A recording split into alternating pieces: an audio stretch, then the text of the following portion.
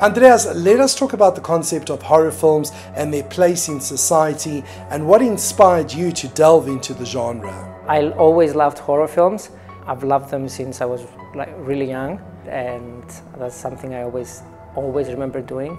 When I became a director, I realized from the beginning that I wanted to focus on the horror genre.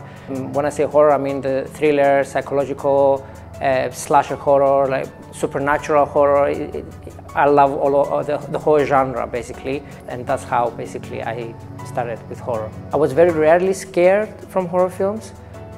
Certain type of films, like I remember when I was a kid, gave me nightmares. For example, the Tim Burton's Planet of the Apes. I don't know if it's because it was actors in ape makeup and all that. I don't know, I'm not sure, but that's the kind of film that I had nightmares. But when I watched Halloween, nothing. Or because I don't know, I always enjoyed it more than the scare aspect of it. The Exorcist? Oh, I love The Exorcist, yeah. You know, it was a film that won many Oscars and did really well critically. Praised for the performances and everything. When I watched it, I didn't think, oh, this is a horror film. Like I thought, this is, it's about religion, it's about other things. So I never associated at the time as that being like a horror film. I associated, Scream or Halloween or Nightmare on Elm Street, those kind of films as horror films. Take us through your creative process. What is that like? I don't know if this is the Andreas process or if this is like everybody's process. My process though that I always started with was always listening to music. From a specific song I would get like a concept or an idea or something, and then I'll start drawing it. I've been drawing since I was 6, 7 years old. So it's something I always like to do. It's a creative outlet. From the music, and then I'll draw stuff and I'll think in my head like the whole story. I'll picture a character and center the story around that character and try to, in my head, try to make this work. When I put pen to paper, it changes, but then I always start from that, and it will progress, it will evolve and change at the end.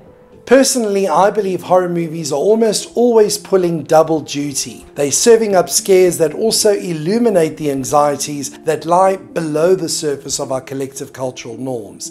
Is it the same for the horror filmmaker? I learned as a filmmaker, a horror filmmaker, that basically horror is, even if it's a completely fantastical story, like a science fiction or whatever, horror, it's scary when it taps into people's fears and emotions and all that.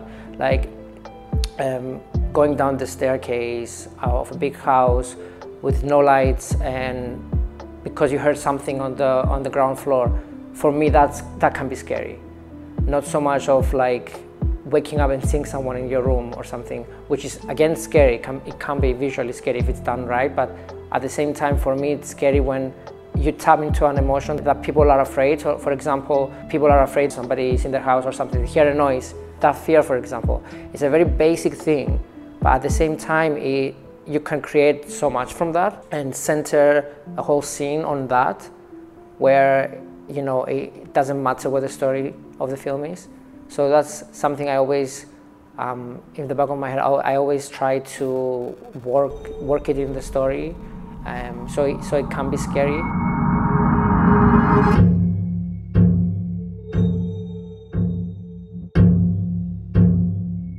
Your short film Petra is a shocking metaphor of post-war emotional trauma, a hallucination bordering on psychosis, dynamized by violent images. Were you taken aback by the film's enthusiastic reception? So Petra, it was my second outing to the festival world. The first film, it did really well. It was my first film. I was completely shocked. I expected Petra to do well because I had faith in my film. On the other hand though, it's a Cypriot film with a Cypriot dialogue, which is period film at the same time and horror. And that's kind of a niche market for a film. So I was a bit reluctant in the beginning. I didn't know what to expect. So when the festival started accepting the film and not only accepting and selecting the film, it was like they were giving it awards and stuff. I was surprised. Tell us about Cyprus's first horror film festival. The festival went really well, which I'm very happy about, because it's a lot of things happening with the festival. First of all, you know, you have audience, you have people that bought a ticket and they want to come and enjoy, you know, have a good time. And the other aspect, which is very important, is for the filmmakers. They trusted a first-time festival in Cyprus that is not known for horror festivals.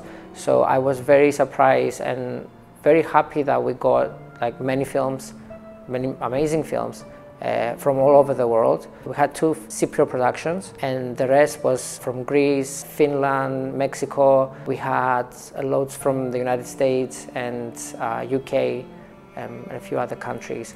The filmmakers got something out of it, the audience enjoyed, had a good time, and that's really that's the most important thing for me, basically. If you really want something, do it. Don't wait. Like I've done films and then I was like, oh, Cyprus doesn't have a horror festival. Cyprus doesn't have a horror festival. And then like suddenly I'm like, I'm gonna organize a horror festival. And then I set a date before I even had a film or I even had a website or anything. If you want something, do it. So maybe that's my motto, basically. Yeah.